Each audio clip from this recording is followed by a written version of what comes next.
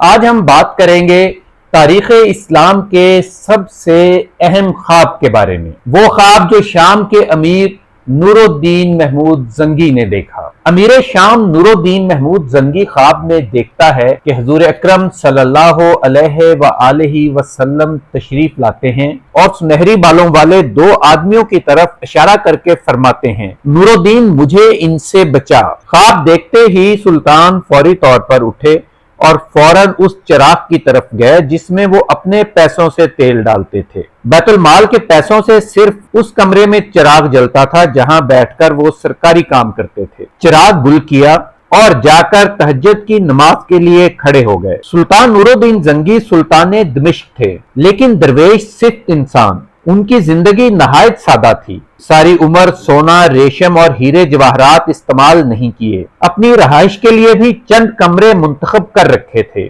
انہیں صلیبی جنگوں کا بھی سامنا تھا، لہٰذا اپنی زندگی کا مقصد ہی یہ بنا لیا تھا کہ صلیبی جنونیوں کی گردن ہمیشہ کے لیے توڑ کر رکھ دیں۔ ایسے بے مثل انسان کے خواب میں رسول اللہ کا آنا تعجب انگیز نہیں تھا۔ تعجب تو اس پر تھا کہ وہ دونوں اشخاص کون تھے جن کی طرف رسول اللہ نے اشارہ فرمایا تھا، اور رسول اللہ نے محمود زنگی سے کہا تھا کہ مجھے ان سے بچا۔ سلطان نور الدین محمود زنگی اس خواب کے بعد پریشان رہنے لگے۔ سلطان نے اپنے وزیر جمال الدین موصلی کو بلایا اور اس کو یہ خواب بتایا۔ جمال الدین موصلی بھی انتہائی متقی، پرہیزگار اور دانش مند انسان تھا۔ سلطان مکرم، خواب کی تعبیر تو واضح ہے کیونکہ رسول اللہ دنیا سے ظاہری طور پر تشریف لے جا چکے ہیں اور اس وقت ان کی ذات کا مظہر روضہ اقدس ہی ہے۔ یوں لگتا ہے کہ کوئی گستاخ روضہ اطہر کو نقصان پہنچانا چاہتا ہے، یا ہو سکتا ہے کہ وہ آپ کے جسم اطہر کے ساتھ کوئی چھیڑ خانی کرنا چاہتا ہو۔ اس لیے اس خواب میں آپ کو حکم دیا جا رہا ہے کہ آپ جائیں اور تحقیق کر کے اس معاملے کو رفع کریں۔ تعبیر کا سننا تھا کہ سلطان کی ریش آنسوؤں سے تر ہو گئی، اور کیوں نہ ہوتی؟ ایک ایسے عظیم مقصد کے لیے کسی کو منتخب کیا جا رہا ہو تو یہ اس کی خوشبختی اور سعادت نہیں تو کیا ہے؟ سلطان فوری طور پر وزیر جمال الدین اور ایک بڑے قافلے کے ساتھ مدینہ منورہ کے لیے روانہ ہو گئے۔ دو ایسے آدمی جو مراکشی بھیس میں تھے مدینہ منورہ میں داخل ہوئے اور ایک سرائے میں جا کر ٹھہرے۔ سرائے کے مالک سے اپنا تعارف یہ کہہ کر کرایا کہ وہ اندلس کے رہنے والے ہیں۔ وہ روزانہ سرائے سے نکلتے اور مختلف محلوں کو دیکھ بھال کر لوٹ آتے۔ جو مسجد نظر آتی اور نماز کا وقت ہوتا تو اس مسجد میں جا کر نماز پڑھتے تاکہ لوگ انہیں متقی بھی سمجھیں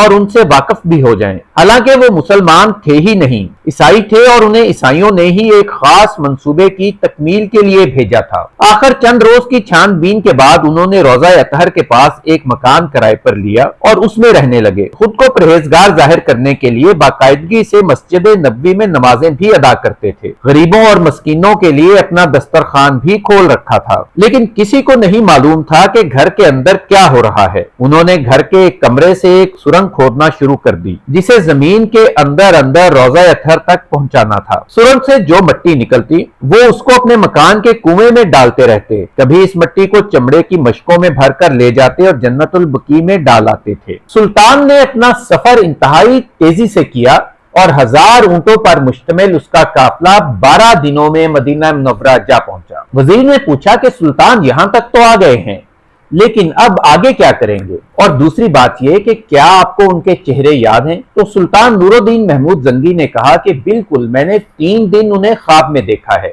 اس لیے ان کے چہرے تو مجھے بالکل حفظ ہوئے پڑے ہیں۔ سلطان نے اعلان کروایا کہ مدینہ منورہ کے تمام باشندے آئیں اور ساتھ تحائف لیتے جائیں، لیکن اگر کوئی خیرات یا تحائف نہیں لینا چاہتا لیکن وہ بھی آئے ضرور۔ یہ عمل کئی دن جاری رہا اور ہر آنے والے کی حاضری اور نام لکھا جاتا رہا، لیکن نہیں آئے تو وہ لوگ جن کی سلطان کو تلاش تھی۔ آخر سلطان نے اعلان کروایا کہ آخر کون سا بندہ ایسا ہے جو ابھی تک نہیں آیا؟ تو سلطان کو بتایا گیا کہ 2 بزرگ ایسے ہیں جو ہمہ وقت عبادت میں مصروف رہتے ہیں، اس لیے وہ نہیں آئے۔ سلطان نور الدین محمود نے کہا کہ انہیں بھی لایا جائے۔ وہ حاضر ہوئے۔ سلطان نے پوچھا کہ تم لوگ کیوں نہیں آئے؟ تو انہوں نے کہا کہ ہمیں خیرات کی ضرورت نہیں تھی، لیکن سلطان انہیں پہچان چکے تھے۔ سلطان نے انہیں وہیں بٹھایا اور خود ان کے حجرے کی طرف روانہ ہو گئے۔ حجرے میں پہنچے تو وہاں پہ بظاہر ایسی کوئی چیز انہیں دکھائی نہیں دی کہ جس سے یہ گمان ہو کہ یہ کوئی اس طرح کی حرکت کر رہے ہیں۔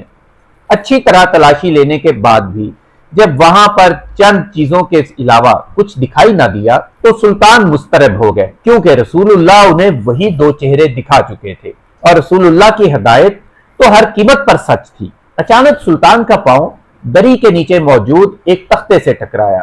انہوں نے فوراً وہ دری چٹائی اٹھائی، نیچے سے تختہ اٹھایا تو پتا چلا کہ وہاں سے ایک سرنگ کھودی جا رہی ہے جو سیدھی روضہ اطہر کی طرف جا رہی ہے۔ سلطان فوراً سارا منصوبہ سمجھ گئے۔ سلطان فوری طور پر واپس پہنچے، جا کر ان سے تفتیش شروع کی۔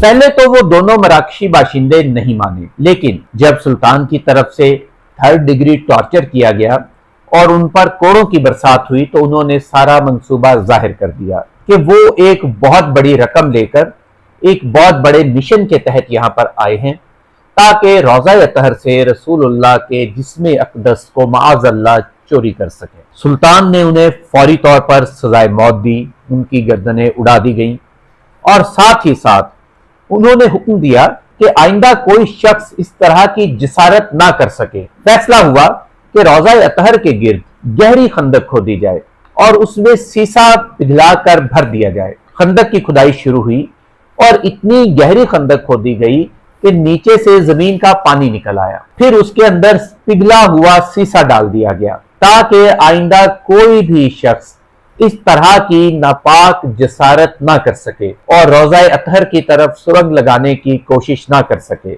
یوں سلطان نور الدین محمود زنگی تاریخ کی وہ واحد شخصیت بن گئے جنہیں رسول اللہ نے خواب میں آ کر اتنی بڑی سعادت کے لیے منتخب کیا۔